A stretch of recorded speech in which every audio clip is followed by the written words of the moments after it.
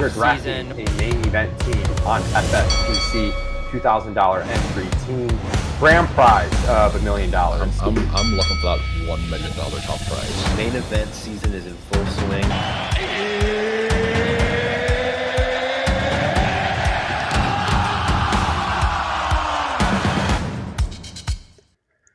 Welcome back to the GOAT District High Stakes Fantasy Football Show for a special Dynasty edition. Today we dive deep into the Dynasty streets for 2025 with our huge guest. You know him as the host of the Undrafted Podcast, self-proclaimed VP of Sarcasm with the Undroppables, and one of the sharpest Dynasty minds in the game. You know him as at Dino Game Theory. Will hit rookie hype, messy backfields, QB chaos, and Dynasty buys and sells that can give you an edge. So stick around. This one's going to be lit, as the kids. I don't even know if the kids still say that, but let's roll the anthem.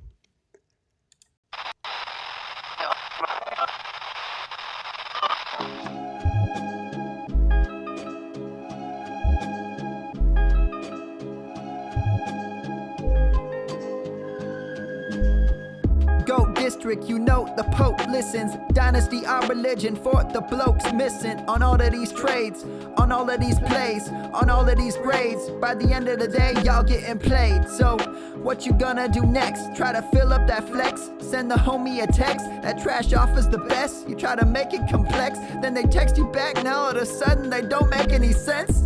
Broaden your horizons, boy. Dynasty's not for the Simons, boy. These trades not for consignment, boy. Respect your opponent, y'all some piranhas, boy. This my advice from me to you. Open up your cute little podcast queue. Search up GOAT District, my dude. Pop it in your ear, man. Y'all know what to do. It's the... And I always be traded. And I always be traded. And I always be trading. Y'all try to betray them, but first you gotta bait them. Fish.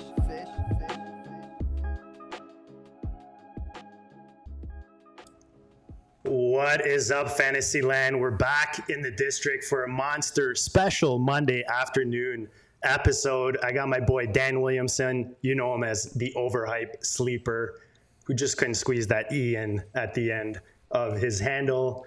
And you know him as one of the sharpest, well, we know him as one of the sharpest and most respected voices in Dynasty, Scott Boulanger. Had to throw in the French there. Welcome back, brother, to the district. We are pumped to have you today.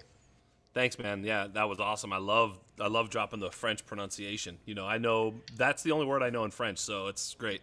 I love it. Dan, I know you're pumped about this one. I know it's a crazy time of year. We're fitting shows in afternoon, morning, whenever we can stuff them in between drafts, because it's that crazy time of year. But it's also a fun time of year, man. It's the money weeks, you know. Oh, absolutely. You know, this is the time where, you know, it all comes together. You know, we've been, you know, and in Dynasty, you get to do it year round, but in redraft, you know, everything's really starting to come together because, you know, the tourists are coming into the draft room. You got, you know, a little bit of everything going on. So, and I love this time of year because I get to, you know, I got my Dynasty, I got my best ball, I got my seasonal, all of it going on. Yeah, there's definitely no lack of flavor these days in fantasy football, you know, especially this time of year. The leagues just fill super quick. So, you know, we talk about the FFPC. That's one of our favorite, if not the favorite. Those leagues are filling up really quick. And now the clocks are down to 4 hours. You know, it's crunch time. You get a 2 hour or 4 hour, or you're doing a live one. Speaking of live, Scott, we have fresh off the newswire, Terry McLaurin.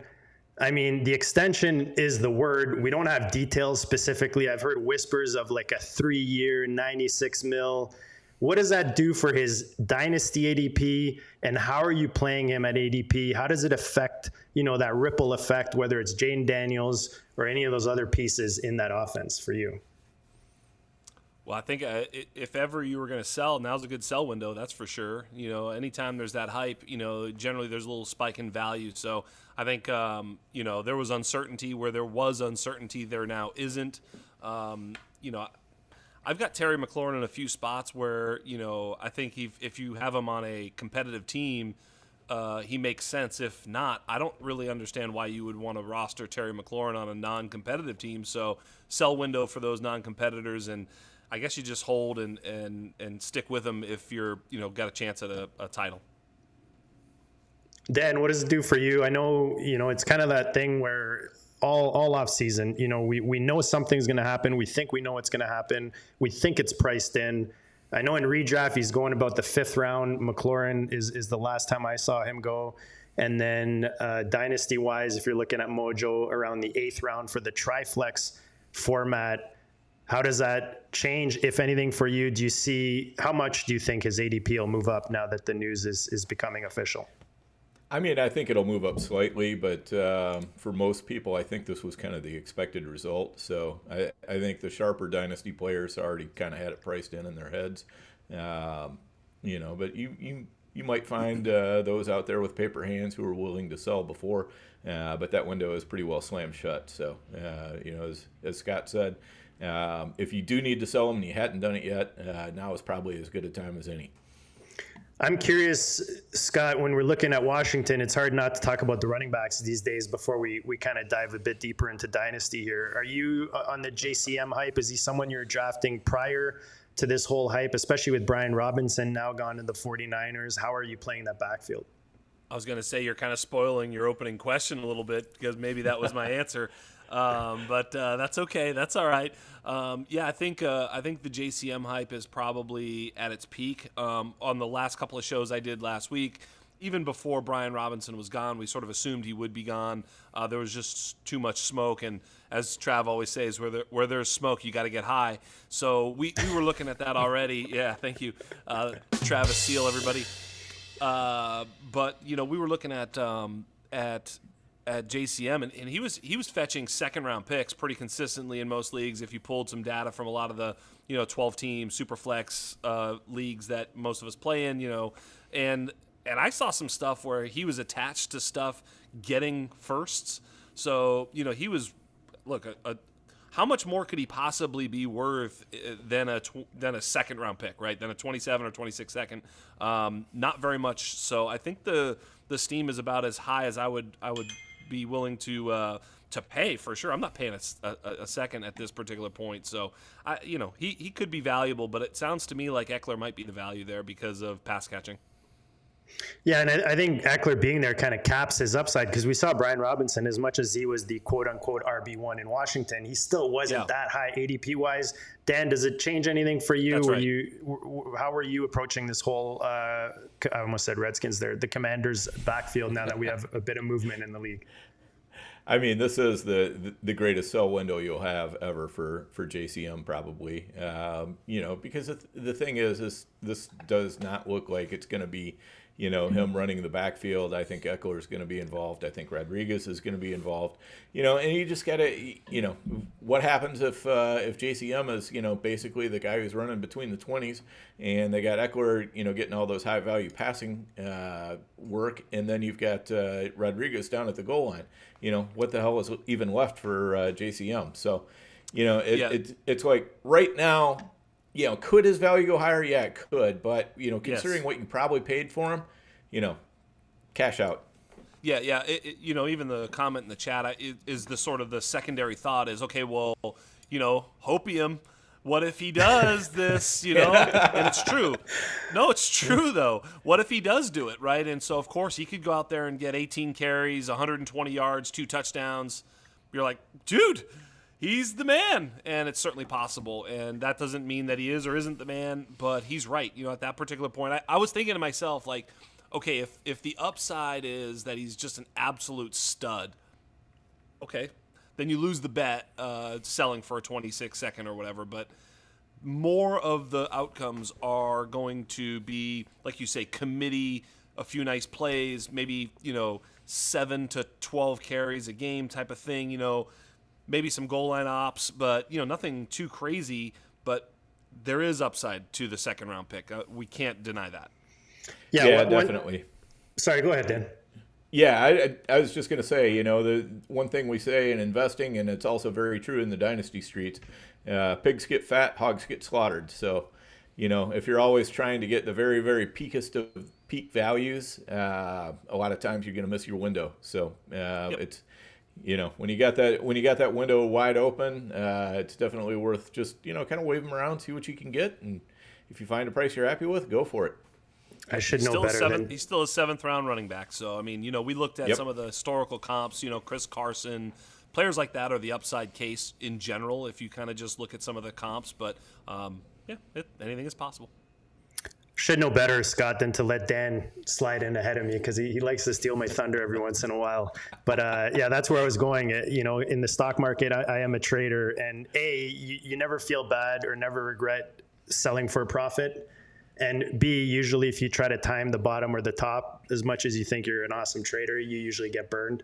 So I'll just piggyback on where Dan was going with that. But that's definitely, it's one of those where considering where you got them and what you can get for them now, which we're talking about, I think that's a pretty decent profit.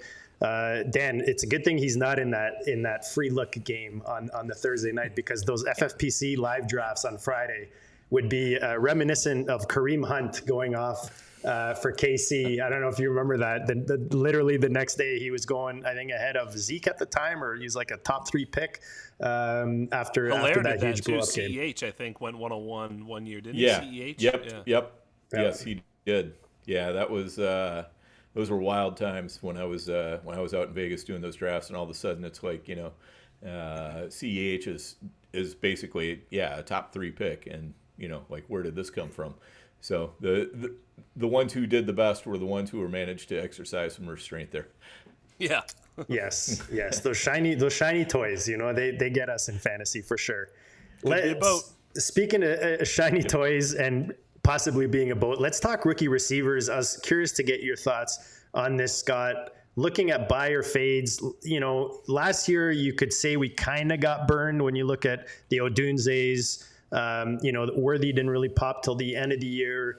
Which wide receivers should dynasty players avoid at cost this year for 2025? And which rookies are absolute must-have dynasty stashes in your opinion? Well, avoid. I don't know. I think.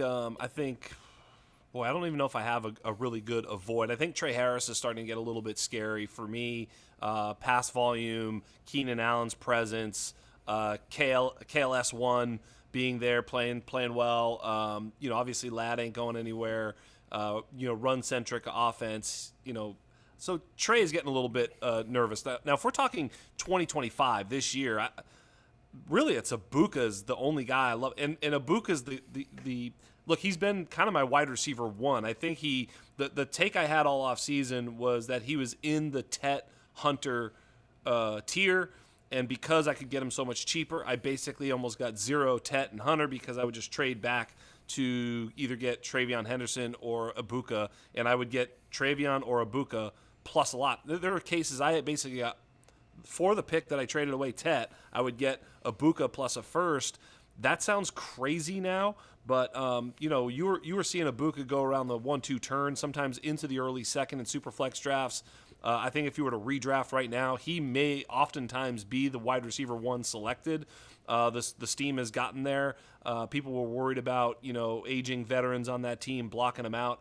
Maybe they thought he wasn't a good enough player to be an alpha. I think all those things are nonsense, and our UN score calls him a very high-level prospect in terms of he's the wide receiver 1 in the UN score. To answer your second question as to, a little bit deeper, I think Alec Ayamanor is a player that if you're going to be looking at a sleeper who could do something, he's a dog, man. He's a really good player. He got drafted to another rookie quarterback. There could be some, relationship that grows there, and wide open opportunity. So, there's a lot there that I really like. The draft capital's not great, but even despite that draft capital, he was 7th in the UN score wide receiver model, just behind some of the usual suspects that you might anticipate, Burden and Higgins and some of the guys that went ahead of him in the draft. Of course, Hunter and Tet and Ibuka. But, he was right there. And so for a lot of those reasons, I think Elikai Emanor poses an opportunity potentially here, especially at cost. Nice, bringing in the good old Canadian kid on the show. I like it. Dan, as our adopted Canadian, what are your thoughts? I think Trey Harris. I mean, as soon as Keenan got signed, it kind of squashed any hope I think we had for anyone behind Ladd. But what are your thoughts on Scott's comments there? His two players, and then is there anyone else? Everybody knows you like Ibuka, and that ADP just keeps on climbing. Yeah, I've been pounding the drum for Ibuka for a while here, and Tech McMillan is another one that I've been just very, very happy to take as many shares as I can get in Dynasty redraft, whatever it has to be. I want to get some more Ted in there. I feel really good about it too, but looking a little bit lower down, as far as like cheaper options. I really kind of like what we're seeing out of Pat Bryant, as JD.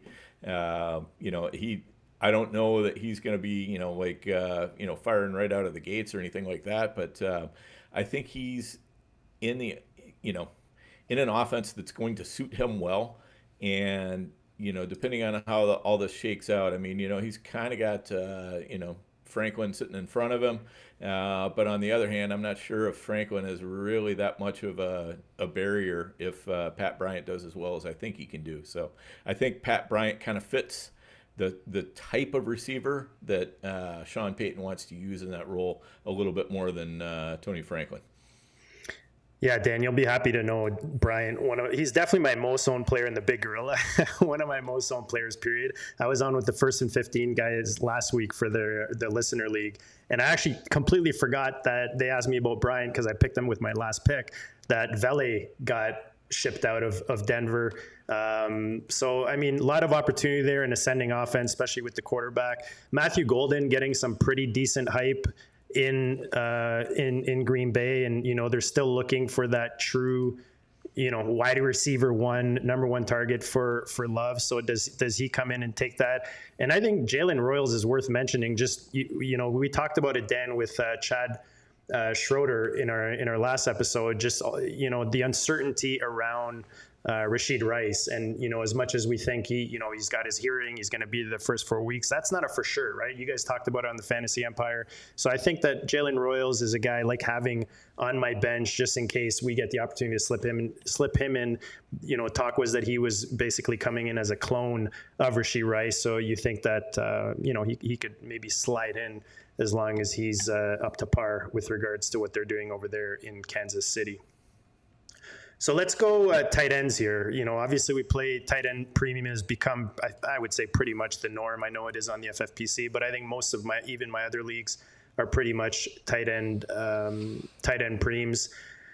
So let's look at tight end values that could pop in 2025. Scott, which tight ends do you think, and we can look at rookies, we can look at vets, that you're drafting deeper or on the cheap right now in your drafts, or maybe you're buying them on the cheap, that you think can spike in dynasty value this season for 2025? Yeah, I kind of look at this question two ways. One way would be, sort of the production. Where am I going to find production at value, and where am I going to find, potential dynasty value at good value, an increasing asset type of thing. I think the production, I think, is Evan Engram. He's going to an offense where, there's all the talk about, the queen chess piece stuff and the Joker role and all that. I don't think that's anything to do with anything, but they did prioritize him, and I think that, they've been looking to feature a tight end for some time. I think it's going to be him and Sutton as the two number one targets on this team. If that's the case, then he has a pathway to top 6 output, and he's very, very inexpensive. He's sort of a forgotten man, changing teams, etc. Had a bit of a down year last year, as well as handling some injuries. So I think that's one. In terms of value, I would look to two players, maybe Jatavian Sanders and Theo Johnson.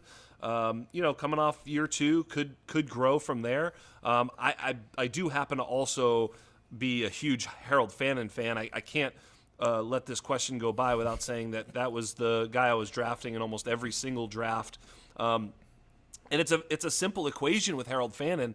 You know, a lot of these players, and both of you guys are such great dynasty players, and you've been doing this long enough that you realize and now understand very simply that it's more likely that your third-round picks are going to be bad, right? So ultimately, they're mostly going to be worthless. You're basically just drafting guys who are probably not going to do anything.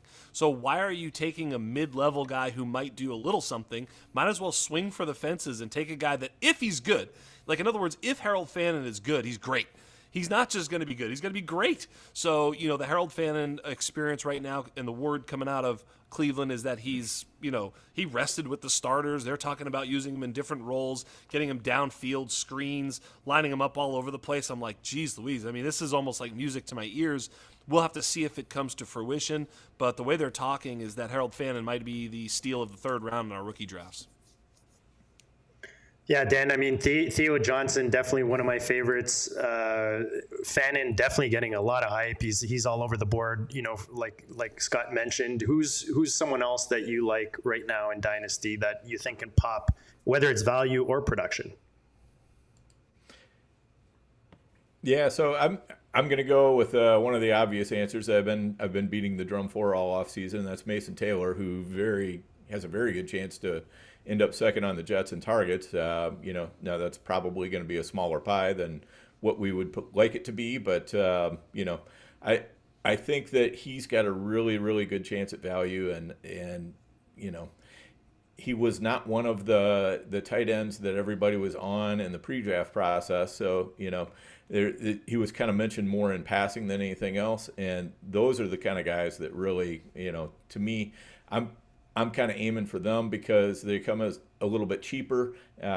People are a little bit slower to catch on to them. And, you know, still, I don't think people have fully caught on to what the potential is there. And also, I just wanted to point out real quick, too, that, you know, it's not without nothing on Harold Fannin that Njoku's in the last year of his contract. And they could easily move on from Njoku, you know, sometime between now and the trade deadline, in which case Fannin's value really skyrockets. So really love that call by Scott.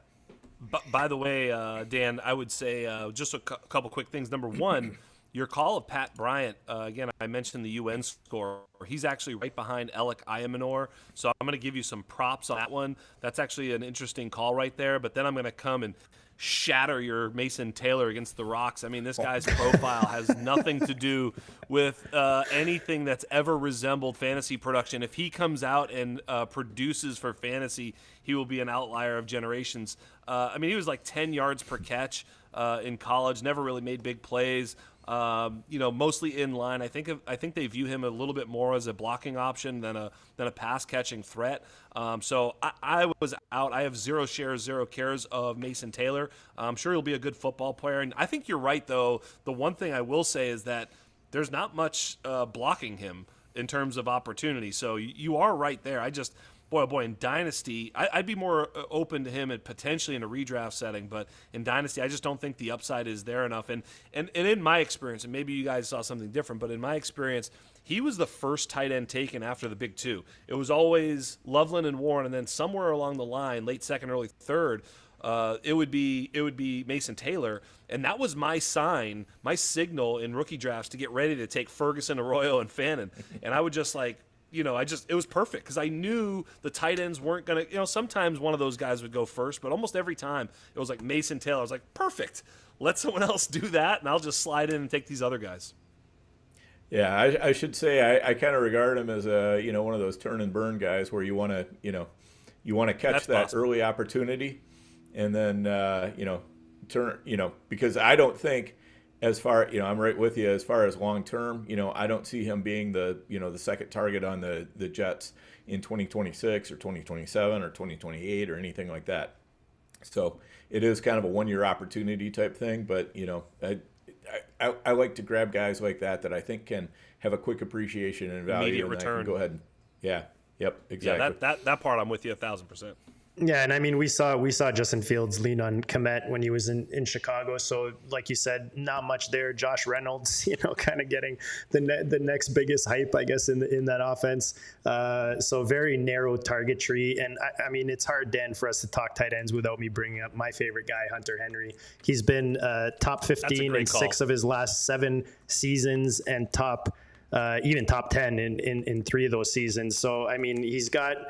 You could kind of call Drake May a rookie quarterback in the sense his first full season there. He's still a young quarterback. You got to think he's going to lean on his old reliable and Hunter Henry. And I love getting those 30-year-old tight ends that can produce in Dynasty just because automatically they get a bit of a discount with the 3 in front of their age. So let's go to. He's also got touchdown upside too. So great call, Yep. JD. And touchdown upside for sure. Before we get off of tight ends, I wanted to get Scott's opinion on Oronde Gadsden. There's been kind of a steady drumbeat coming out of Chargers camp on Gadsden. Making nice plays, all that. You kind of wonder what his route to touches is in the first year. But are you intrigued by him at all, Scott? Very, very much so, absolutely, because he's the same type of thing as Fannin, obviously Fannin light, but his path to being on the field is as a pass catcher. They're not thinking, how can we get Oronde Gadsden more involved in the blocking game? They're literally thinking, how can we utilize this weapon vertically and in the red zone and all these sorts of things. So again, if he ends up being good, he looks more like Darren Waller. And that's great. I mean, there's plenty of guys, Elijah Higgins, remember him? There's plenty of guys who have gone through who had similar profiles who bust out completely. That's in the range of outcomes. Of course, we know that. But when we're looking at range of outcomes, we have to be ready for that floor, which is always 0. It's 0 for all these guys. But it's where does that ceiling bring them? And the hopium that gets injected into Gadsden is Darren Waller lookalike. Love it. Yeah, we've definitely heard, especially like kind of a red zone target coming off of 7 touchdowns his last season at Syracuse there. So there's definitely opportunity there. Same with the Chargers. We talk about the Jets, but the Chargers, as much as they had Keenan behind Ladd, we still don't know how that plays out. So, Gadsden with him coming into that fresh offense, could definitely work a rollout in 2025. If somehow I made a mistake and had drafted Mason Taylor, I'd be more than happy to trade Mason Taylor for Oronde Gadsden plus whatever. Like, what's that? What was it? A second, third pick swap or a third round or something like that. Depending on the league, right? So I'd be more than happy to do that. I don't think you can even get that necessarily anymore, as Gadsden's got very steamy. Yep. I like that idea. Anytime you're adding value, right? Especially off of basically guessing how these guys are going to play out before the season starts.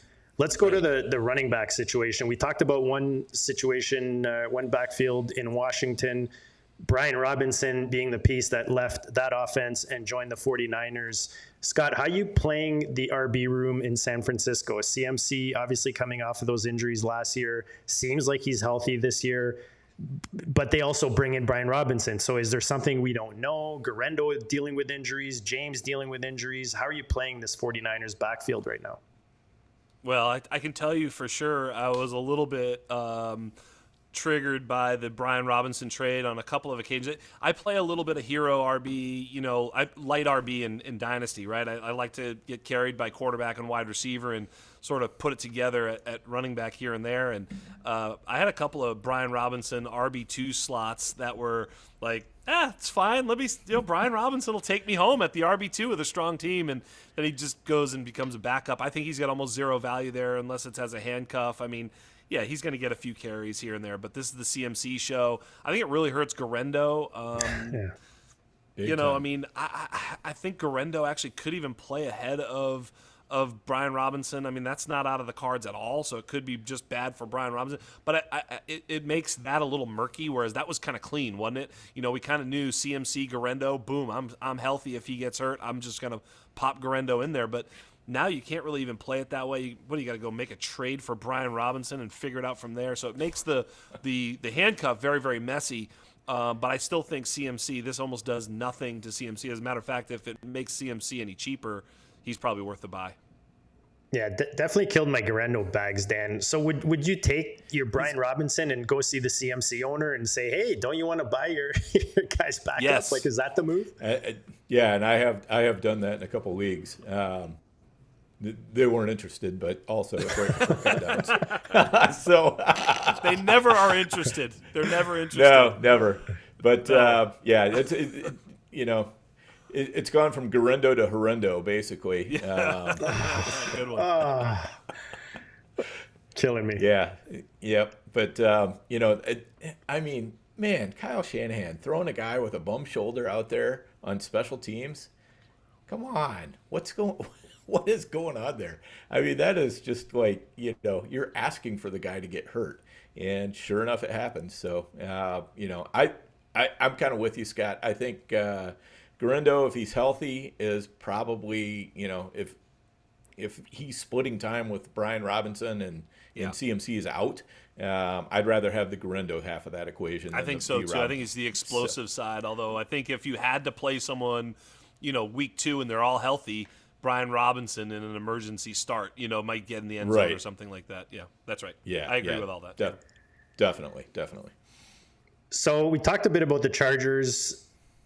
The Broncos and the Chargers, kind of, same division, but similar situation when you look at the backfield. They've got the high-priced rookie coming in. They've got the, dependable vet, you could say, with Najee, not too dependable because he blew his eye out or whatever it is. But let's put that aside for now and assume he'll be fine going into the season, because I don't think we've heard anything, more on that. But then you've got J.K. Dobbins coming off of a pretty hot, comeback season, joining Denver. How are you playing these two backfields, Jax, when you look at Martin Hampton and obviously RJ Harvey? Well, the only good thing is that there's been a couple of really good team names, fantasy team names come out of this. One of the best ones was the Najee see me, Najee don't.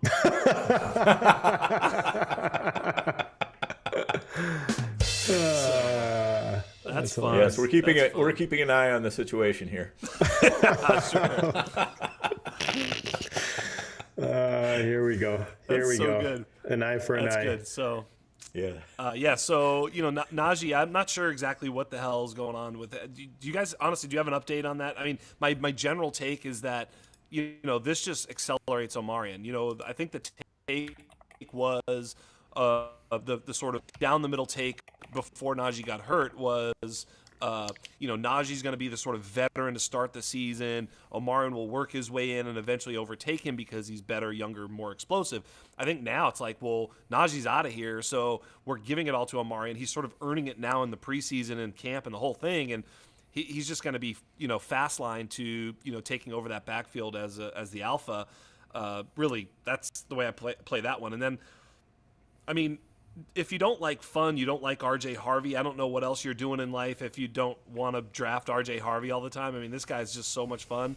And in this offense, they might be really good. Like, Denver has a chance to be a really good team. They have a good defense. They could be running the ball. They have a great offensive line. Like, there's just a lot here. He's a really explosive back. I love RJ Harvey. So I love both these players, and I think, there's wheels up for both RJ Harvey and Omarion Hampton. Yeah, Dan, I mean, that was... Go ahead. Yeah, a couple things. When I'm looking at the running back market, a lot of times I might be looking from Dynasty to kind of inform me in the redraft market, but for running back, which is such a year-to-year proposition, a lot of times, especially in cases like this, I'm looking at the redraft market to kind of tell me where things are headed in Dynasty, because, a guy like Najee Harris, we don't know, where he's even going to be next year. He's on a 1-year contract. So, all we can do really is value him for this year and just know that, hey, he's, he could maybe end up going somewhere else. But we know when he came off a pretty decent, an all right year with Pittsburgh, he just got this one lowball contract offer, so that tells us a lot about how the league is valuing him. And, right now he's basically being valued in redraft as a pure handcuff. Which is kind of, I think, the right way to go about it. I think if you get anything more out of Najee, I mean, I think he'd have, like light standalone value, but, you could be talking like, this guy could be getting you like 3 to 7 points a week or something like that, which just isn't going to cut it. So, if that's all he can get you, then, he's much better off on your bench, and, you got to treat him just like a regular handcuff. Got to say, RJ Harvey, it's a little bit concerning that Dobbins seems to be running ahead, and as far as like pass protection and all that, seems to be a struggle for Harvey. But as Scott said, if you want to have fun, Harvey's the pick. Dobbins, hate to say anybody's injury prone, but he's at least, as we say, injury adjacent. So it's something could easily happen there, and if it does, then I think RJ Harvey is going to definitely benefit from that. I took Harvey in a redraft at the end of the 5th round. I was thrilled to do so. So yeah. I'm still in on Harvey there for sure. Yeah, that's pretty much where he's going. We just saw him go off in a big gorilla in that same range. JG for president points out rookie RBs under Sean Payton. Reggie Bush, 88 receptions. Alvin Kamara, 81 receptions. So it could be a PPR monster. Maybe the quiet before the storm with RJ Harvey. I mean, if Najee was coming in healthy, didn't have the eye issue, I think he'd be more of a factor. But like you guys mentioned, the fact that Hampton's getting the reps preseason here and in camp and all that stuff, he's on the field as the RB1, I think really pushes him up and not locks it in, but makes you pretty confident if you've got him on your rosters as a possible starter, even week 1 out there in LA. We talked Jets at tight end. Let's go back and talk about their backfield. Scott, a lot of talk with Braylon Allen, a lot of steam behind the name right now. Breece Hall kind of getting poo-pooed, whether it's redraft, whether it's dynasty. Some people buying the dip, I guess you could say, in that kind of 4th round where he's falling in redraft. How are you approaching this backfield dynasty-wise or for 2025? Yeah, I'm one of those guys buying the dip. It's hard for me to imagine that when the chips are down that they're just going to be like, forget about Breece Hall. Like, he's a really elite talent. And, Dan was talking about the target tree. We're laughing about Josh Reynolds, where we've got a blocking tight end as the potential number 2 back, and then you have Breece effing Hall. It's like, he's earned targets at a very high level, and he's made the most of them. He's an explosive player in the open field. I mean, the Alfred Morris corollary is in full effect with Justin Fields. I mean, there's so much to like. I think, and we're going to talk about another team where this may apply in a similar fashion. I think they're steaming up Braylon Allen for all the right reasons. I think they intend to use him more and to spell Breece and to have more of a running attack. And they're not going to give Breece 30 carries a game. I mean, so that all makes sense to me. But I think at the end of the day, I am buying the dip on Breece, especially in Dynasty, because if they are souring on him, he's going to get enough of a workload this year to be an RB2, but he's likely going to get a contract to go play someplace else and be someone's, one man's trash is another man's treasure. And I think that's what he is. And he's young enough to do so. And Dan, the Jets don't have to look very far to see a team or franchise give up on a stud running back. All they have to do is look over there at the Giants and see what Saquon Barkley did after he left New York. What are your thoughts on this backfield? I know buying the dip is definitely attractive right now on a guy like Breece. Yeah, and he's actually started going into the 5th and even occasionally into the 6th round in redraft. So that tells you that there is definitely some fear out there in the streets. And, so it's a good time to go prospecting and see what you can get him for in Dynasty, because if his manager is one of those guys who's, been listening to all the Braylon Allen and even Isaiah Davis hype, go ahead and make that deal, because you know what, even if they decide, we're going to run a 3-headed monster or whatever, at a certain point, it doesn't really make sense to keep Breece around if they can trade him. So, why wouldn't they get something out of him, because he's going to be a free agent, as Scott said, next year. So I think there are a lot of outs for Breece. And, Justin Fields also, has a history of checking down to the running backs more so than a lot of the running quarterbacks. So, I'm kind of taking that to the bank too.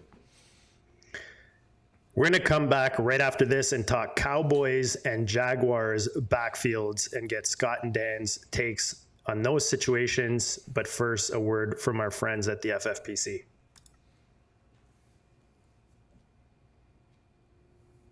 Or not. All right, maybe not.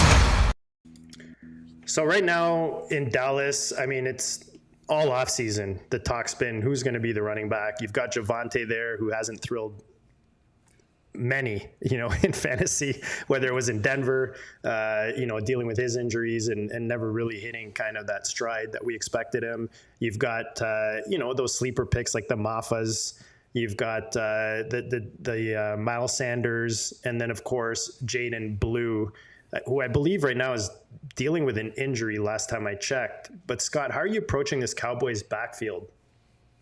By the way, I just need to throw it in. Breece Hall has a 23% target rate for his career. He's got 200 targets in 3 years. He had 76 last year, 95 the year before. He just earns targets. I mean, this is a game where most of us play PPR. Don't overthink this. Buy the dip on Breece Hall. And I mean, what are the odds that he completely craps out and becomes nothing at age 24, 25, whatever it is? I can't imagine it's happening. So, yeah, buy the dip. In Dallas, I basically have just been fading Jaden Blue. I think, the helmet got him the hype in the rookie drafts. I think, he was abjectly bad at Texas. I mean, he has juice and he made big plays, but he had one of the highest fumble rates ever recorded as a running back there. I mean, he's not trustworthy with the football, and then he gets to camp and they say he wasn't working hard. And that could all be a bunch of nonsense. But once the dots start to align so tightly and neatly, it starts to tell me that this is not a guy I'm looking to invest in. So I didn't, and it's so easy to invest in Miles Sanders and Javonte Williams because they're so free that, you don't even need to worry if both of them crap out and you lose the bet and Jaden Blue is actually the lead back. I mean, there's just, so to me it's always been, you could get all three of them. Really, I saw Joe Kuvatakis did this on our show and he laid it out. He was in the early second with a pick in the rookie draft. He traded back a slot because, of course, that's what it's worth to get to a player at that point. They happily gave up Javonte to move up a slot or two in the rookie draft from 2-4 to 2-2 or whatever, which makes sense. He ended up getting Luther Burden, who he wanted anyway, moved back again, got Miles Sanders, because, of course, anybody would throw in Miles Sanders to move up a second. And then he drafted Jaden Blue with his third round pick. Awesome. He got everything he wanted and just locked up the backfield. So there are creative ways to go ahead and just lock up all three of these guys in different ways in Dynasty for sure. This is not a hard task. So it's so simple. And I don't really want to bet on any of them specifically, but if I had to, I do think Javonte still has potential. He was a good back at one point. He was coming off an injury, and even last year in Denver, I think he was top 5 in the NFL in targets at the running back position. So, I mean, that's something. It's not great. He wasn't great, but it's not nothing.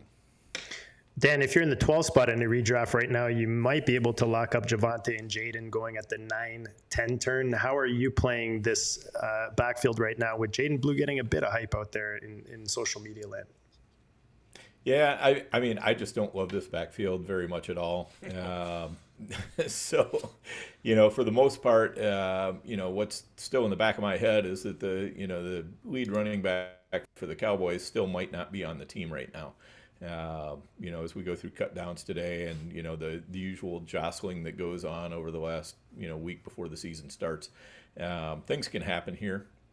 Could we see a a Breece Hall trade? Could we see a Tank Bigsby trade, or even a Travis Etienne trade? I don't know, but all I know is I'm not super high on any of these guys. Blue, I'll take a couple chances on just Dan. Because of the. What's that? Hey Dan, the fact that it wasn't Chubb, that it wasn't Dobbins, that it wasn't Najee, that it wasn't Brian Robinson, that it wasn't just keep going down the list is so crazy, because every time you hear of the trade, you're like, oh, this is going to be Dallas, and it's like, nope. Yep. So yeah, it's just crazy, but I do agree with you that it still could be somebody else. But are you surprised? So, look at what's happening with Parsons right now. You know what I mean? Like, they're not even signing their good players. Right. So. But you got to lock up the tight end there. Yeah, you got. Right. Such a great point. I mean, it's really tough to buy into any of these guys and think that they're going to have a ton of value. I think it's probably going to be more of a messy committee than anything. I will definitely take a little bit of Blue, just because I think he's got the most juice if he's able to solve his fumbling problems, all that kind of stuff. But I'm not gonna spend a lot to do it right now. Blue and in redraft, Blue and Javonte Williams are going about the same spot. It's more expensive for Blue, obviously, in Dynasty, but I was able to get a couple of Blue shares at a little bit cheaper price during the rookie drafts, and for the most part, I've hung on to them. But I also have kind of waved them around a little bit and seen who's biting, and was able to move one not long ago. So gotta like that. Yeah, I think one thing with this backfield is if you are building kind of that zero RB or hero RB build that we're talking about, it does give you a crack at or a swing at a possible starter in an offense, because these guys are going around, like the Dylan Sampsons of the world, and like that, that kind of guys that are a bit farther on the depth chart when you're looking at fantasy rosters or NFL rosters for 2025. So it does kind of give you that opportunity if you did wait at the position for a while, but it's definitely, who knows? We could have a running back from another team, or if you pick the right guy and you just happen to make it happen in Dallas, that might be pretty significant for your fantasy season in 2025. Before we get to the Jaguars, I want to hit on the Seahawks. I know we talked about Breece Hall being a value. Kenneth Walker seems to be along the same lines as Breece Hall. He's polarizing, I would say, out there in the fantasy streets. Whether you're looking at Dynasty or Redraft, Charbonnet seems to be getting a lot of hype. I know I went out and bought both on a Dynasty team. I do think the running game in Seattle is going to be a significant one this year and helpful for our fantasy teams. How are you approaching the Seahawks backfield, Scott? Yeah, just like that, man. You said it. I think it's a lot like the Breece Hall situation. That's the team I was referencing, where I think Charbonnet is one of those backs. I think he's probably got the most, if there's a back, it's probably him and Monty that have potential even though they're the backup, RB2 on their own team, but still can play them in the flex or RB2 slot in your dynasty team. I think I think there's going to be enough rushing volume in Seattle with the Clint Kubiak offense that, look, I'm a believer. We'll see. I just think there's going to be a lot of fantasy points from the running backs on this team, and it looks like it's going to be those two. Ken Walker could be, could hit the stratosphere, right? Because he's such a big play player that if he can stay healthy, I know that's everybody's middle name in the NFL nowadays, but if he can stay healthy, I think he's poised for a huge season with what they want to do offensively. But because they want to do so much of it, Charbonnet is right there as a potential flex play and an absolute ceiling crusher if something were to happen to Walker, because he'd inherit so much opportunity. Yep, totally agree. I think I think with Charbonnet, it's basically he's as you said, Walker has got the juice. Charbonnet, though, is that guy who's always going to get what's there, and I think they value that as well. And he's also a very good pass catcher, so he can step in, fill the role, and I think if Walker's out, I would say he could get you 80% of what Walker could get you, but the problem is Walker has to deal with Charbonnet, but Charbonnet, if Walker is out, doesn't have to deal with Charbonnet. Bingo. So, that's what makes him so intriguing. So yeah, Charbonnet is one of those guys that I suppose Charbonnet could get hurt too, though. But well, yes, definitely, he could. But if that happens, obviously it's Walker to the moon.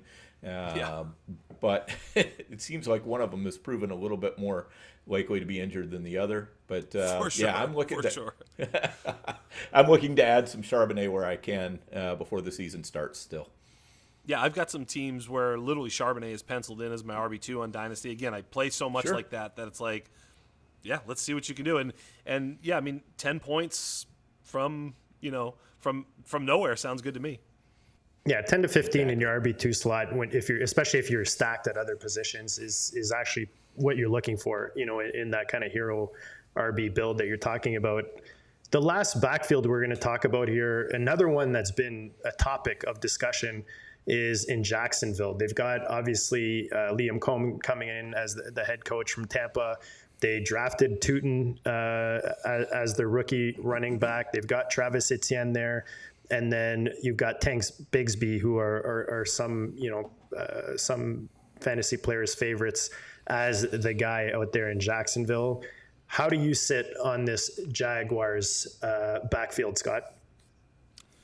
So we were really high on Bashal Tootin, pre-draft, certainly post-combine. As we started to break down the class, we saw a lot of positive indicators from him, big playability, missed tackles forced per rush, all sorts of cool stuff from Bashal Tootin, size, speed, the whole thing. Then he gets drafted to a spot where it seems like, like you say with Cohen, it's like, okay, well, we saw it once with Bucky Irving. Is this one of those situations where he's going to, fall in love with his own little rookie?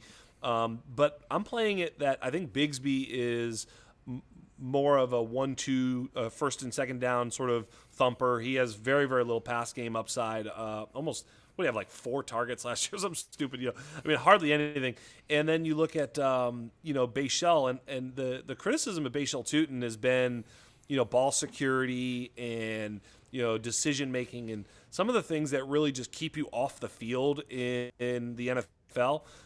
In college, there's it's like I don't really care. He is at that. He's other scrubs put his ass on the field and he'll make big plays. That's good enough at the NCAA level. But in the NFL, you're looking over, you're like, oh, we have freaking Travis Etienne. He's a first-round draft pick. He's a great player. Like, as much as we want to bury Travis Etienne right now, I think Travis Etienne has been the bet all offseason. He was going in the double-digit rounds in startups, well into him. Often 12th, 13th, 14th round of startups in the offseason. He steamed back up a little bit, but he's been such an easy trade for candidate in Dynasty, and I think he's the guy who's most likely to get all the high-leverage touches, i.e. the catches, the receptions. So, if they split up the carries and he only gets 7 to 12 carries a game, but he's getting all the targets, that's good enough for me. I think he'll lead the backfield in fantasy points if that happens. So 12 targets, 7 reception for Tanks Bigsby in 2024. Yep.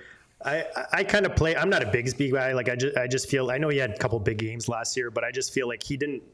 Like when there's opportunity at the running back position, especially if you're a younger player, I really feel like you have to grab the bull by the horns and kind of lock in and show your stuff to the team so that they can give you a prominent role. I don't feel that he necessarily did that last year, and maybe that's why they brought in a guy like Tootin.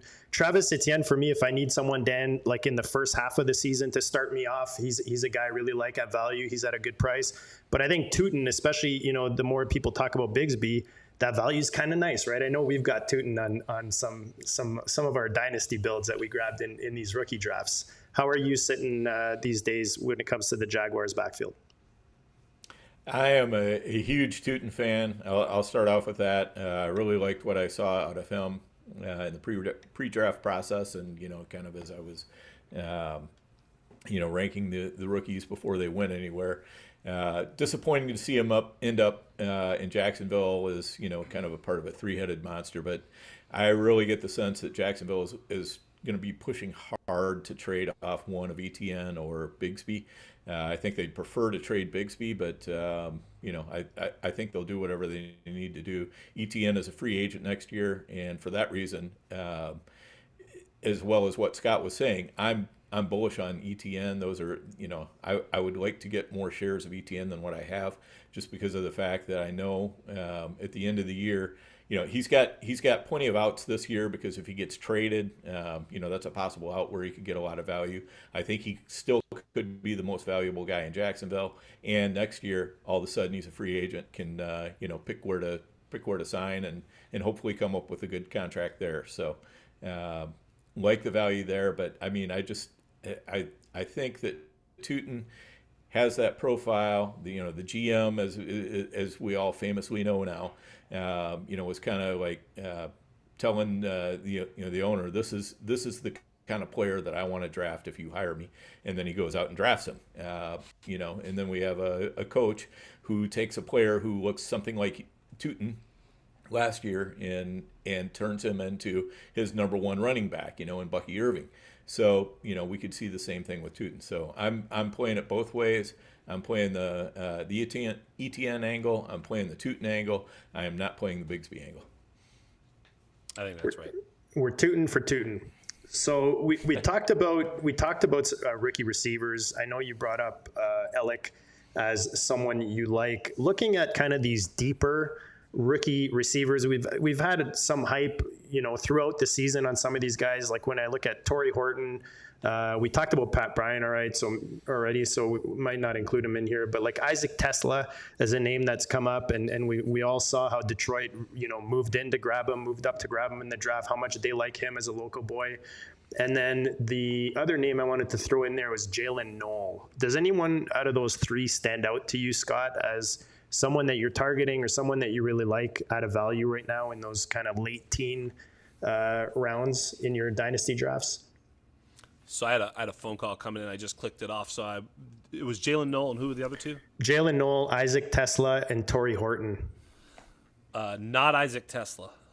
Okay. I don't know. I mean, look, Torrey Horton's pretty interesting. Jalen Noel, I loved pre-draft. I just Tesla does not seem like the type of player I would necessarily gravitate towards. So yeah, for a lot of reasons, including his UN your score. facial expression said it all, Scott. Don't worry. Yeah.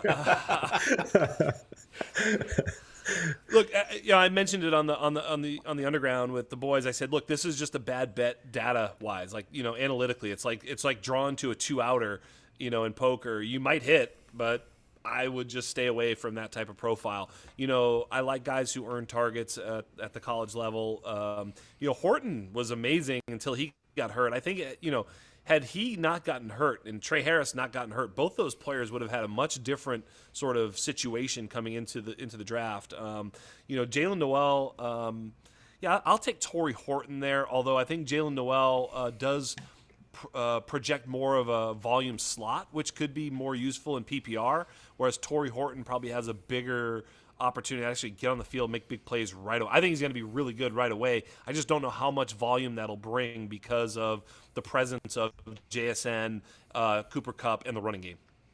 Yeah, the nature of that offense yes. as well. Dan, what are your thoughts on these three kind of late, deeper rookie receivers?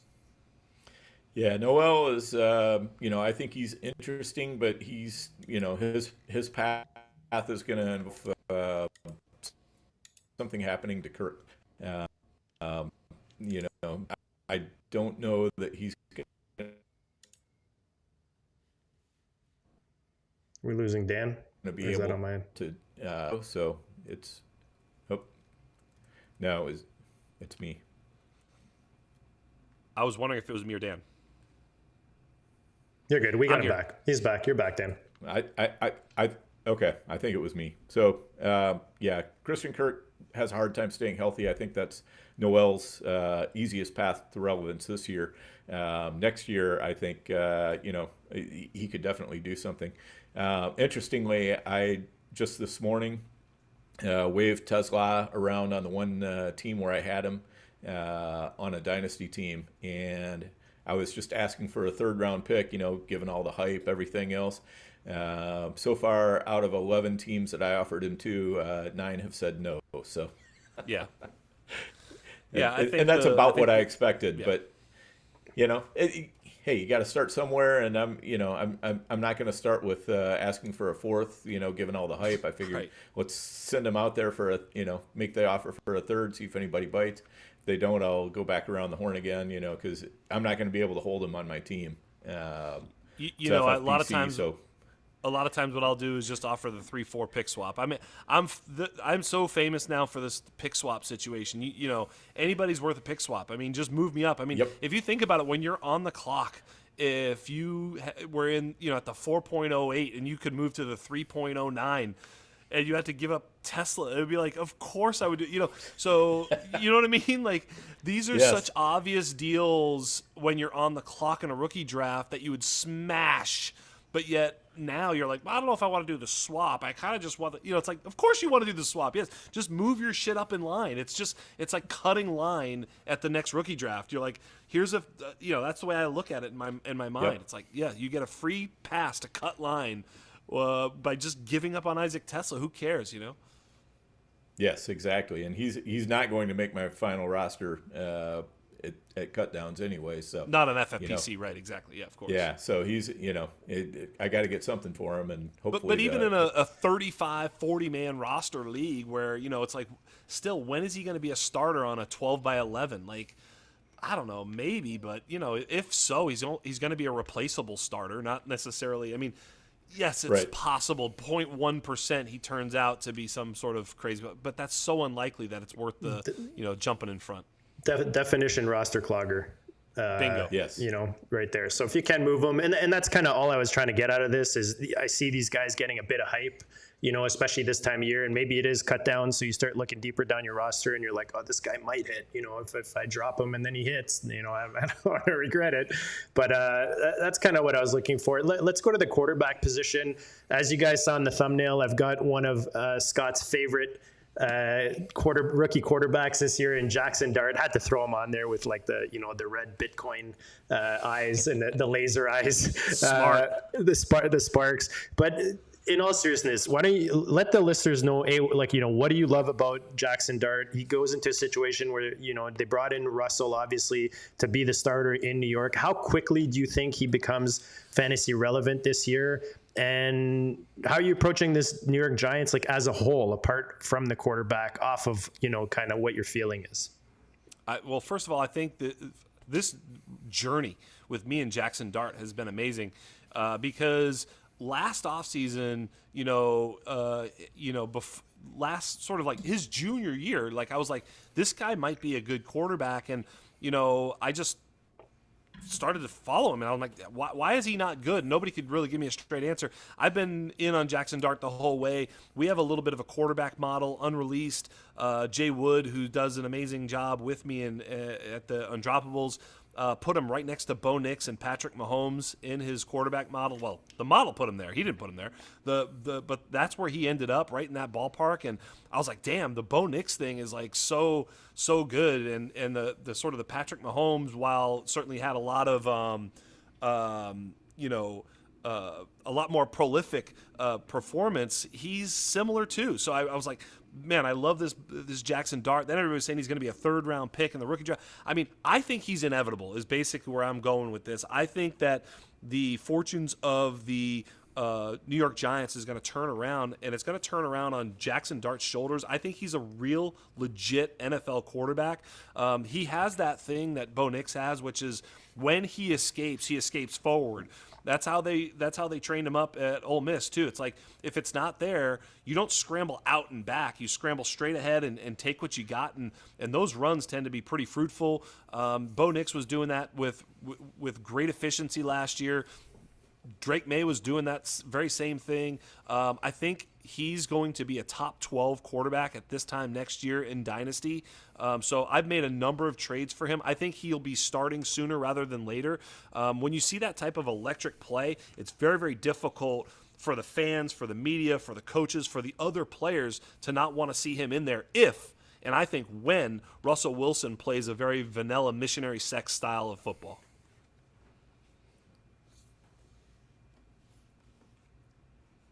Yep, totally agree. I think Russell Wilson is the double condom. You guys are crushing it today.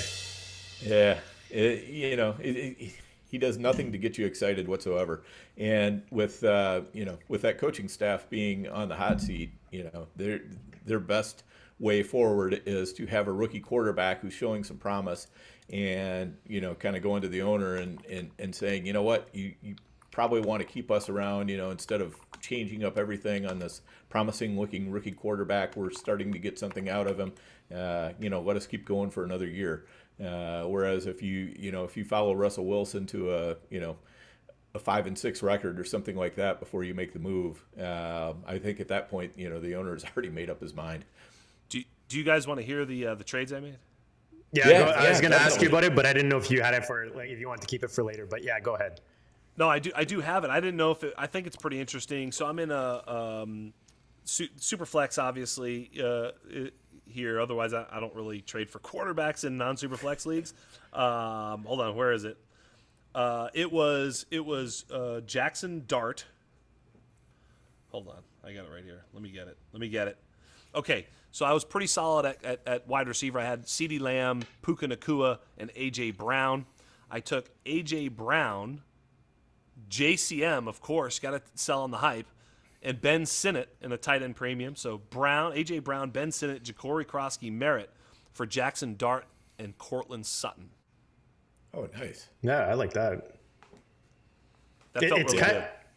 Yeah, it's kind of an odd buy if you're buying A.J. Brown and Ben Sinnott. You know what I mean? It's like, where's your team? Unless you're just looking for like some depth at tight end there and you're just lacking it. But I like the move for sure. You're getting to, you've got your Dart for your super flex, and then Sutton should produce nicely. And he's kind of undervalued in Dynasty, Dan. Another one of those like 30-year-old players that, they don't look as sexy. Okay, and here's the other one. I kind of think Jackson Dart right now for me was in the Justin Fields.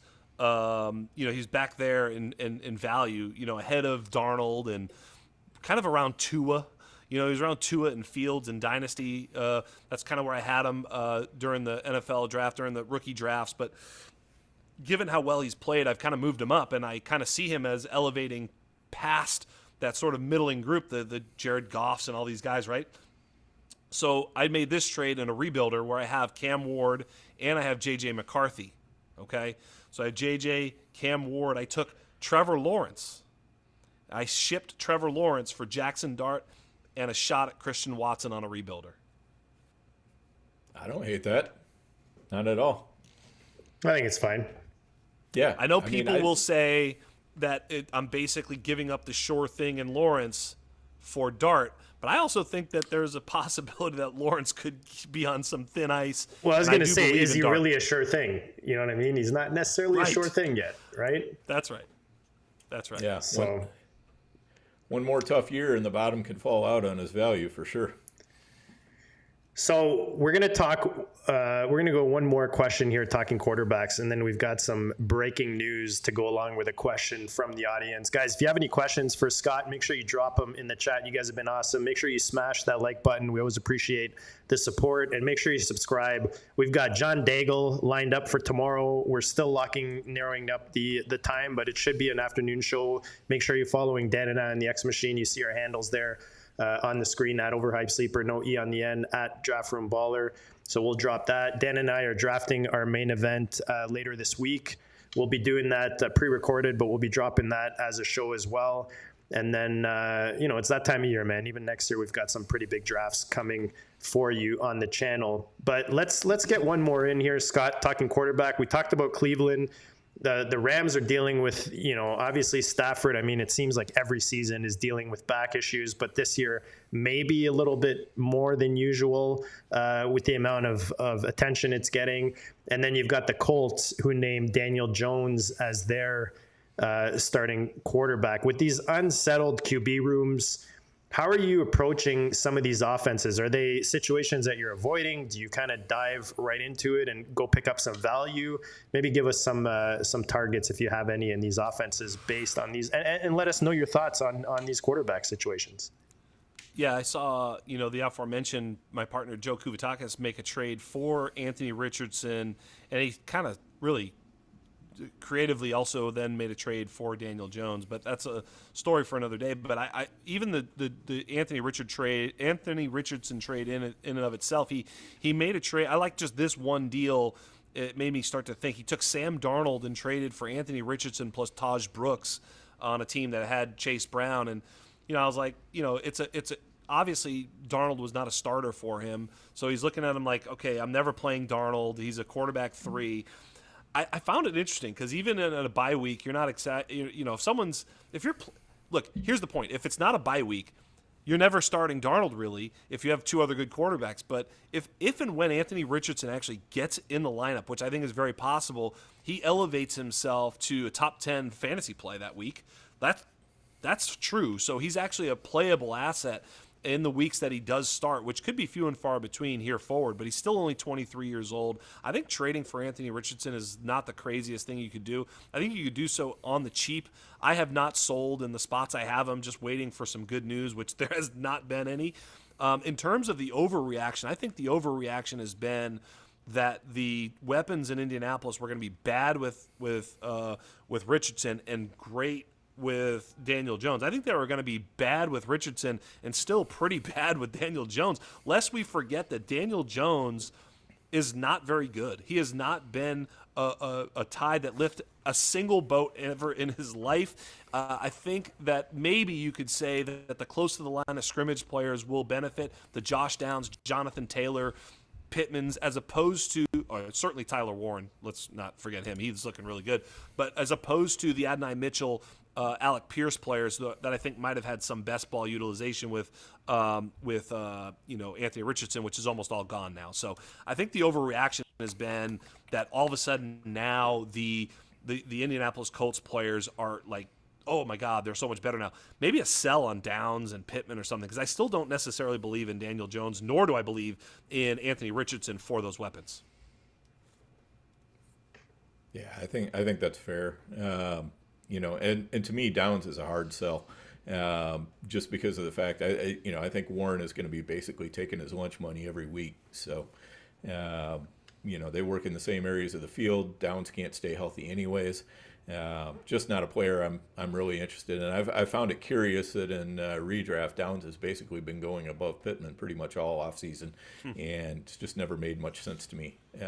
Why? I mean, I get the promise of Downs and what he could be and all of that and the peripherals, and he's when you're looking at the efficiency metrics, he looks great, but on the other hand, you got to take into account that they just added a weapon who uses the same area of the field, and he can't stay healthy. So, to me, that overcomes all the efficiency stuff. I'd rather just, if I'm going to take any weapons here, it's going to be Pittman and Warren where they're cheap.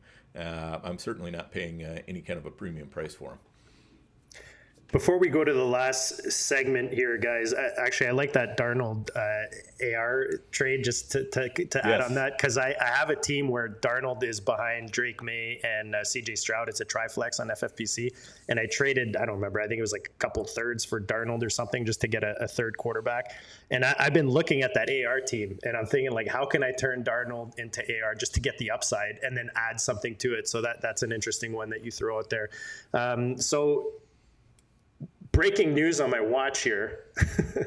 Joe Mixon, foot and ankle, is being placed on the non-football injured list and will miss the first 4 games of the season. I know CC was asking, let me just move this here so we can actually see it, but he was talking about, he was asking about, when we were talking about running backs, Woody Marks and what we thought about it. So maybe a little comment or a little thought on the Houston backfield that we didn't really talk about, Scott. This saddens me because this should be an easy answer. This should be Nick Chubb, because he's the greatest runner of the football in a generation. But he done broke himself, and so therefore we don't exactly know what to expect from Nick Chubb. But I will just say that I think Woody Marks is a little bit of a committee back at best in the NFL. He was a volume pass catcher. It's not like he was some sort of he was. I have the numbers here too. His yards per route run for his career was not all that good. It was like 1.13. Bashal Tootin better, DJ Giddens better, RJ Harvey better, Travion Henderson better. Like, it's not like he was some crazy. Rock Sanders had a better yards per run career number, not a lot, but still, so it's like it's not like he commanded a whole bunch of the offense because he was so great. It's just sort of the system threw him the ball a lot. All that being said, I think he's fine. I think Woody Marks is fine. I think it's a big mistake that he went away from, Woody and away from Joquavius to Woody. That's probably a bad sign. I think it's more of a committee there than anything. Even if Chubb breaks down, I think, what's the other guy that's there? Damian Pierce once had a cup of coffee in the NFL, could have another one here in a minute. Yeah, for me, Marks is like sell the hype. One of those situations. He was part of that package where I sent him, Chuba, and T.J. Hawkinson, and then got Kenneth Walker and Tucker Kraft and a pick back. Dan, how are you approaching this Houston backfield? Yeah, I'm pretty much right where you guys are. Marks is one of those players that more excites me about, like what's going on with all the other players around him than what he actually does himself. He does have some skills as a pass catcher, which is nice. But, basically it's, you kind of look at him and you go, I can see a path where he would be the last man standing, so for that reason in redraft, I've been, plopping some late picks on him. But on dynasty squads where I'm really having to, cut down, I've been looking to move him. I did a trade just this past week. I sent Kyle Monangi, Woody Marks, for Tyler Algier to back up my Bijan Robinson and a fourth. So, it was like, basically, yeah, I gave the other guy, hey, here's 2 lottery tickets. Give me the guy that does good unless my guy goes out. And I'll take that guy in a fourth for these 2 lottery picks, one of whom might pan out. So I'm with you on Marks. The breaking news rolling in: Raiders wide receiver Jacoby Myers has requested a trade. That's an interesting one. That's your bullish sign for Brock Bowers. Basically says he thinks Bowers is going to get all the targets. But that one is so weird. Like that one, I'm gonna have to read more about that one because he's not going anywhere else where he's that clear the number 2 target on any team. Michael Mayer season coming. Scott, Jets, maybe. There you go. By the Mayor. There you go. That's it. Jack Beck season. No, I don't think it's going to be that. So yeah, it's weird because I guess he's thinking, well, anything looks better than what I'm looking at right now somehow. But you got to think he's got to feel like somehow in the offense he's not going to be getting what he was getting last year. I would guess this is a money situation, not a target situation. Yeah. You think so? Yeah. I mean, I don't know. I'm just trying. I don't know his I'm going to check his contract and read, and I just don't understand it. So if it's not money, I can't figure it out. Could be a good opportunity to upgrade your Jack Beck shares, though. Similar to what we just discussed with Woody Marks. Let's go rapid fire here to close this out. Scott has been more than generous with his time. Make sure you're checking him out at Dino Game Theory, and then we'll get all the rest of his goodness and what he's got coming up at the back end of this. Let's look. Scott, I'll go to you first. Dynasty assets you think will be worth a lot more in a month? Maybe give us 1 or 2 if you have. Lot more in a month? Yeah, that'll increase in value maybe as the season opens here. So I think actually George Pickens is an interesting one right now, who is kind of, that nobody's seen him make the big touchdown catch in Dallas. Dallas, it's Dallas. It's very vivid. The highlights look good. Everything's awesome. I think he's going to catch, a lot of balls there. I think he's the clear number 2 in the target totem pole. I think they're going to throw the ball a lot in that Schottenheimer system. I think George Pickens is kind of a buy right now, and I think that once he sort of, goes off in this offense, people are going to look at him and go, oh yeah, that's right. He's kind of good, and especially tied to a quarterback that can actually hit him on down the field. I think George Pickens could. The other one, maybe Chris Olave. Once we see him be healthy and he can actually do it, what's the reason that we're out on Olave? It's because we're scared shitless that he's going to die on the field. I mean, it has nothing to do with the skill that he has. It has a lot to do with that and the quarterbacks all being hot garbage. But, bad quarterbacks tend to lock on to their number one receiver. He's their number one receiver. Let's just hope they don't get him killed. If they don't get him killed, he could spike in value big time too. Dan, what do you have? Yeah, love that. And I want to come back to Olave in just a second. But my biggest buy right now, I already said it. Bashal Tutin, running back 37. He's like over, he's like not a top 150 player in Dynasty right now. I think the talent is there. I think he's got, there's kind of a little bit of a smoke screen going on with ETN and Bigsby keeping his value down. And so I think right now is really the time to be acquiring him if you're interested in it. So that's right. I like that a lot. What I think is curious. Well, JD, go ahead and let's get your buy in there, and I'll get back to Scott with my sell. Okay. I was just going to throw Chig out there. I think the word on Cam is pretty positive out of Tennessee. I heard someone talk, I can't remember who it was now, but one of those NFL Network guys or on Rich Eisen talking about how, when some of these rookies come in, especially quarterbacks, they come in at like 4 a.m. in the morning for the first month, and then it kind of like dissipates. But he's been running meetings with his rookies at I think 5:30 a.m. since he got drafted, and that has not subsided. We all know, and we talk about it often on this channel, I know I mention it, how rookie quarterbacks will lean on their tight ends. I think Chig has experience. He's not as sexy right now. He goes pretty late because we haven't necessarily seen him have one of those top producing seasons, but we've seen him spike, and I think that he's in a situation now where we can easily see Cam kind of lean on him and Ridley in this offense. So I think that in the first 3-4 games of the season, we can see a little spike in the Chigokonkwo value. I think what you're saying too is that Tennessee's probably a place to buy because you could make the same case for Gunnar Helm, who's even more free. He could be the one that pops. You've got Alec Ayamanor, I mentioned. I think Tony Pollard, with the absence of Tajay Spears, should be good. And Tajay Spears, now that he's hurt, could be a really big buy low. Nobody wants Tajay Spears. So, and Cam Ward, I agree. I really like Jackson Dart, but I think Cam Ward's showing everything that we want to see from a rookie quarterback right now. So I'm with you 1,000% there. Yeah, totally agree. And I've tried to move some Chig shares where he's just not going to make my final roster. And right. Believe me, nobody's paying anything for him right now. So if you're looking to buy, you can throw out a lowball offer and you might get something. CC mentions, Best Ball says smash the leg, so make sure you do that. But CC mentions Waddle out there in Miami as a possible spike piece out there in Fantasyland.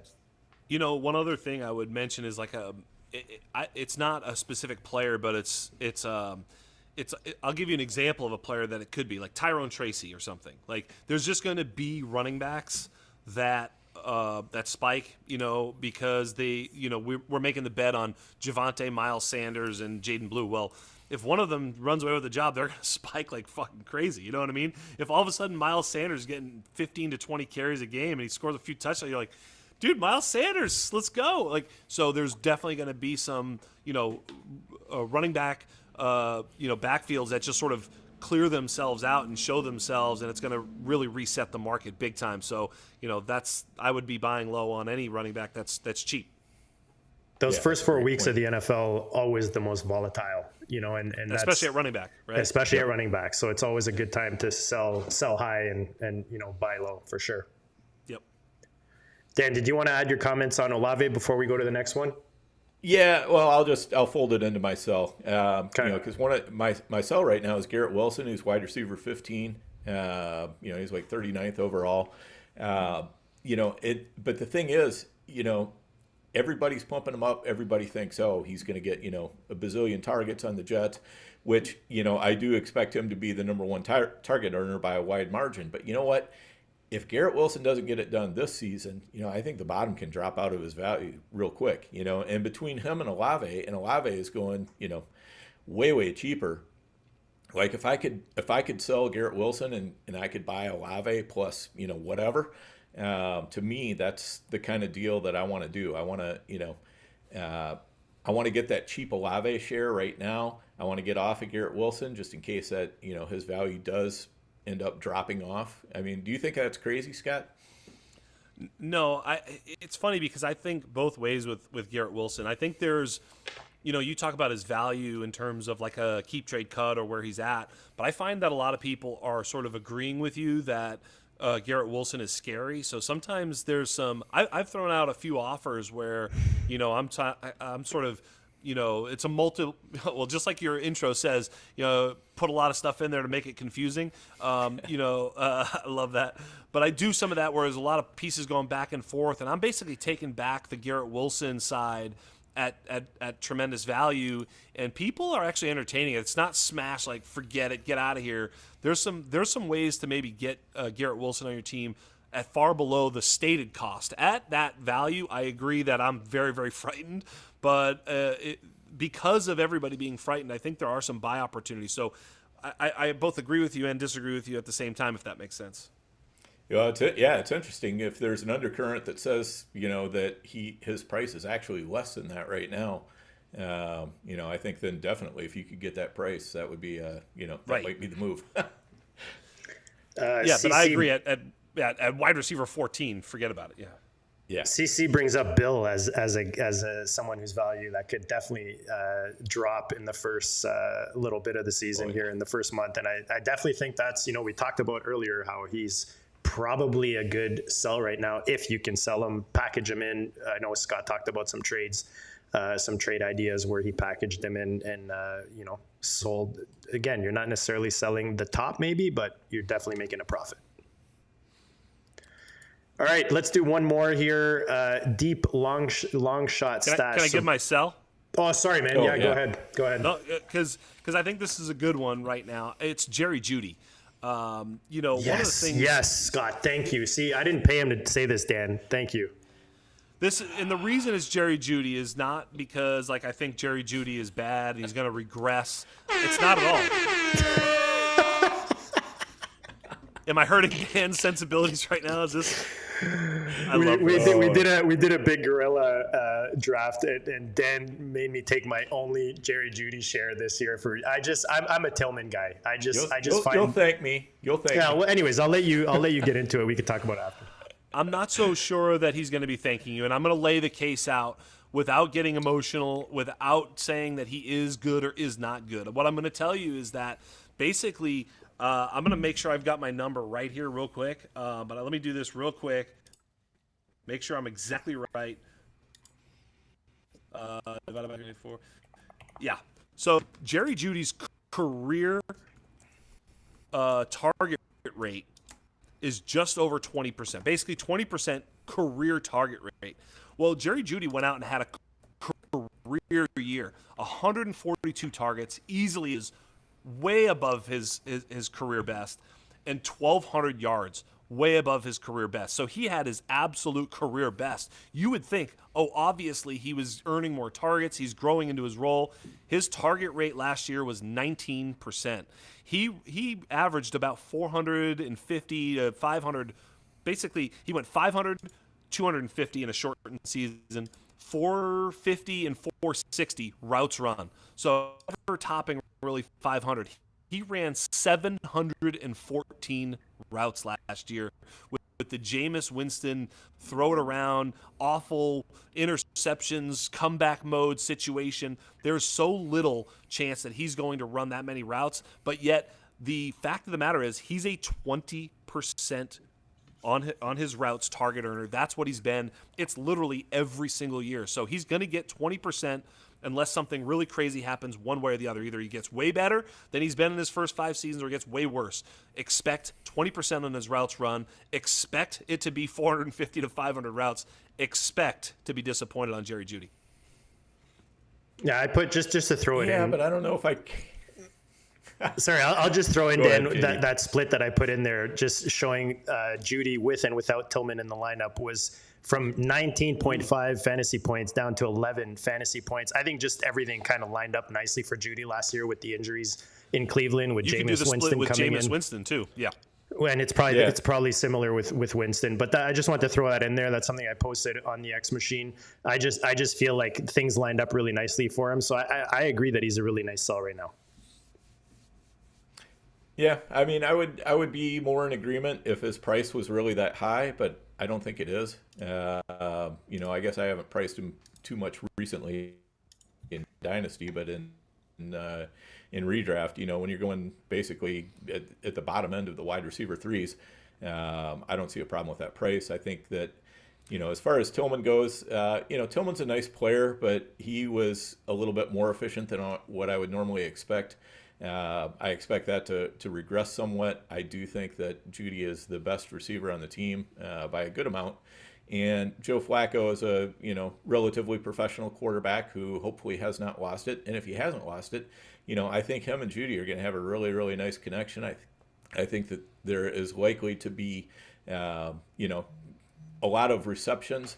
The yard. I don't see Jeudy as being one of those real yardage mavens or a real touchdown maven, but I do see him as being one of those catch mavens who's going to be, just kind of a PPR cheat code a little bit. That's not to say that, I don't think he's going to finish wide receiver 13 or anything like he did last year, but he's not being priced at that either. He's being priced much lower than that. So, I would say I agree with you, Dan. I'd say this too. If I could say probably around 100 targets, 90 to 110 targets, 90 to 100 targets, somewhere in there. 60-ish catches, 800-900 yards maybe. I think that's fair. And I think that's probably what we can expect. What I would then say, though, is that you're right. In redraft, that probably isn't a crazy value with a little bit of room for upside there, too. I will grant that, especially if they're, a train wreck and they're thrown at a ton. So I'll buy into that. But in Dynasty, I think what's happened now is that his price and his awareness value, right? That sort of ADV, the artificial dynasty value, is as high as it's ever been, coming off the heels of a wide receiver 13 finish. I don't think he replicates that. So in Dynasty, I think you're selling at the peak. I think it's a good time to sell. I'll give you a trade that I made. You tell me what you think. So I would say that, a receiver like that, basically the best you're ever going to do is basically a second. You're not going to get a first for him. I mean, if you do, God bless you. I certainly tried to fashion the trade where a first came my way, but I sold him Jerry Jeudy for a second and Marvin Mims, and I gave up a third. So basically Jerry Jeudy and a third for Mims and a second. What do you think? I think that's a fair deal. I like Mims. I like Mims a lot. I think he's one of those guys whose value could spike in the first month, in my opinion. Yeah, exactly. And that's what I like about the deal is the fact that you get Mims who, has still some unknown to him, as far as there's the potential for some upside there. Not guaranteed by any means, but you're getting the second, which gives you the nice value for Jeudy, and then with Mims in there, and the third is kind of a throw-in pick. I mean, that's right. Again, you're second for a third. You're cutting in line, and you're also getting Mims, which I think is a huge part of that. Yep. So yeah, I don't hate that at all. So we might be closer to agreeing than not agreeing, though. Yeah, especially if you're talking I more about redraft. Some work to do. Yeah, I still have some work to do with JD on his redraft value, but we'll get there. Dan's so diplomatic. Dan's so diplomatic. You just gotta hold his hand. It's hard to get an argument with him. No, this has been great, Scott. Obviously, like we said off the bat, you're definitely one of the most respected out there. Not only in Dynasty, I think just your thought process on a lot of this. Whether it's your models or just your deep discussions on the Undrafted. Just remind the people where they can find you, what you've got going on out there coming up before the season starts, what you're doing during the season, and then throw in just for the sake of the last segment here, your kind of deep long shot stash in Dynasty.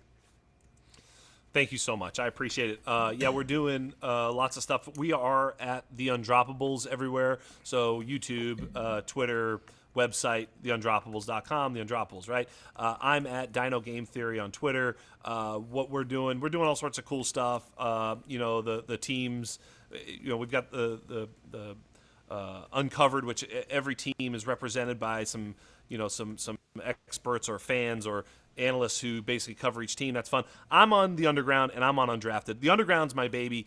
We've been doing Joe Kuvatakis and Travis Seal have been doing Dynasty Underground. Go check it out. I'm having so much fun doing that show. We have a lot of fun, nonsense, but we really get to it. Joe's a great analyst and a great guy, a really, really sharp guy, and I'm honored to be in the booth with him. Travis is a long-term friend of you guys as well. You know how great Travis is, so it's a really, really cool three-man booth. We're together every single week, so there's a bit of a through line there where we get to banter like you guys do, and so it's a lot of fun. That show is a real must-see, so go check it out. So thank you so much. And then Deep Sleeper, I think I had one. What was I?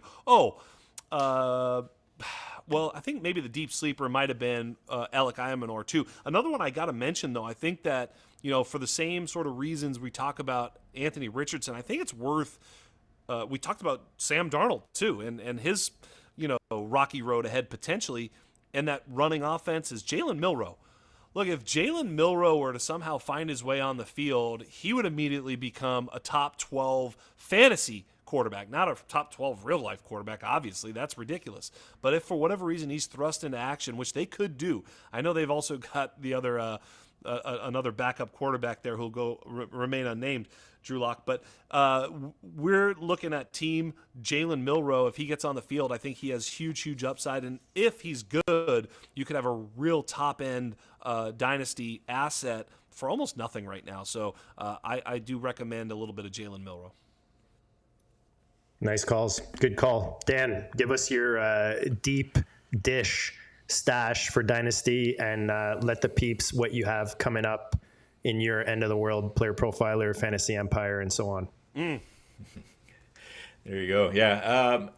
Give me a little bit of Efton Chisholm out in this is one of Scott's favorite teams for sure. He's a Patriots fan. We all know it. And I'm kind of interested to real quickly hear what Scott thinks of Chisholm, because I think he's looking like he's got a spot on this team. There you go. Love it. Yeah, I think. I jokingly said to the boys, I was like, talking about Efton Chisholm, I did check the MVP odds just to see. He's pretty cool, man. There is a lineage. He's first to the practice field, last to leave, brings his lunch pail. Real cerebral player, if you know what I mean, guys. I mean, the jokes are there, but I really think he's got a chance, because the only thing holding him back is Pop Douglas, and Pop Douglas, is not necessarily a household name, not necessarily a guy who could fend off, a player who's undeniable. And I'll tell you, it's possible that Efton Chisholm just becomes that undeniable force, a la Wes Welker, a la, Jacoby Myers went undrafted, a la Julian Edelman. I mean, we've just seen it too many times in Josh McDaniels' offenses where that piece doesn't necessarily need to be a high-level prospect. It can just be a guy who does that job, and he does that job. So stranger things have happened. Trying to see if this in the chat, there's some is that legit, Dan? Do you know? I don't know. I'd be concerned that was some kind of Schefter fake account, but check into that. Yeah, with Chisholm, I think really what it comes down to is the Patriots wide receiver core is still very much a work in progress, and so he's got a chance, I think, to eventually show out. I don't know how much we're going to see from him this year, but he's one of those guys who maybe can keep working, become an Adam Thielen type. Yeah, at the price, and it's one of those where you can swing and miss on that, no problem. I'm not going to drop that breaking news just because I can't find it anywhere. So if we miss it, it's nonsense. It's not right. Okay, that's what I thought. No, it's got to be fake. Yeah. All right. Yeah, but in about an hour and 20 minutes, we'll have the Fantasy Empire doing a live draft on the NFFC, doing the online challenge draft, which is their mid stakes, and of course tomorrow JD and are coming back, as he already said. We got a show tomorrow. I have a Fantasy Empire show as well tomorrow, and then I'll be doing a Stack Hunters with Bradley on Wednesday. And I think that's all the podcasts this week, but I'm not sure. So. It's hard to track, man, that time of year. Between the shows, the drafts, like my wife's like keeps asking me, it's like, in a way I'm like, well, remember I texted you, but I can't even remember. How am I supposed to expect her to remember?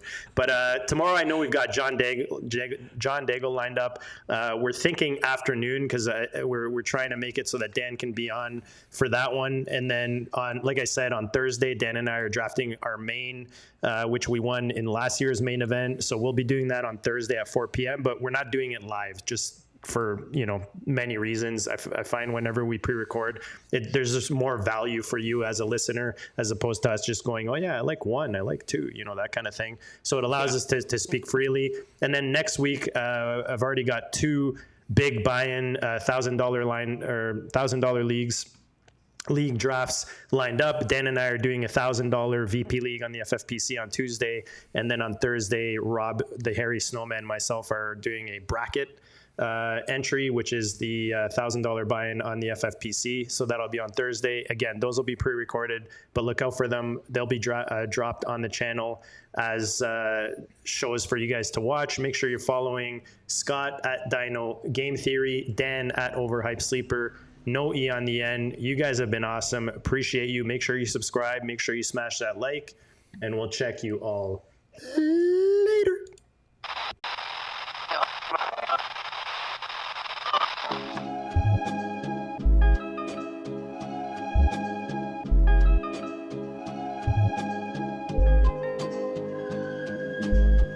Goat District, the Pope listens. Dynasty, our religion, for the blokes missing. On all of these trades, on all of these plays, on all of these grades. By the end of the day, y'all getting played. So, what you gonna do next? Try to fill up that flex? Send the homie a text? That trash offer's the best? You try to make it complex, then they text you back. Now all of a sudden, they don't make any sense. Broaden your horizons, boy. Dynasty's not for the Simons, boy. These trades not for consignment, boy. Respect your opponent, y'all some piranhas, boy. This my advice, from me to you. Open up your cute little podcast queue. Search up GOAT District, my dude. Pop it in your ear, man, y'all know what to do. It's the... And I always be trading. And I always be trading. And I always be trading. Y'all try to betray them, but first you gotta bait them. Fish.